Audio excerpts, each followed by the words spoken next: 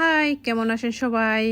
আজকে আমি টক পাতার রেসিপি দেখাবো। মানে আমিলে ঝুল। তো আমি টক পাতা এভাবে চিংড়ি শুটকি দিয়ে খেতে বেশ মজা লাগে। আসলে এই আমিলে ঝুলটা থাকলে অনেকগুলো ভাত খাওয়া যায়, আর মাথা ব্যথা থাকলে তো এক নিমিষেই শেষ হয়ে যায়। শুরুতেই আমি শীতলের পানি ছেঁকে নিচ্ছি, যা দিয়ে আমি টক পাতার রেসিপি রান্না করব। প্রথমে আমি ভালোভাবে শীতলের পানিটা সেঁকে নিলাম। সেখানে হালকা করে চিংড়ি শুটকি দিয়ে দিলাম, আর দিয়ে দিব পেঁয়াজ। এখানে আমি একটু মরিচগুলোকে বেটে নিচ্ছি। তো সব কিছু দেওয়ার পরে আমি এখন গ্যাসের চুলায় বসিয়ে দিব। গ্যাসের চুলা থেকে আগুনের চুলায় রান্না করলে বেশ মজা হয়। যে দেখেন, আমার বাড়ির জানালা থেকে এই সুন্দর ভিউটা দেখে থেকে আমি রান্না বসাই দিচ্ছি। এখন বলক আসার অপেক্ষা।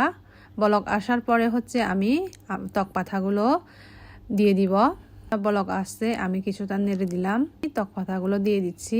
2 মিনিট বাপে রাখার পরে আমি টক পাতাটা নামিয়ে নিব। তো এই যে গাইস, ফাইনালি আমার টক পাতা রেসিপি রেডি হয়ে গেছে। এটা দিয়ে আজকে পেট ভরে ভাত খাবো। কেমন হয়েছে একটু কমেন্ট করে জানাবেন।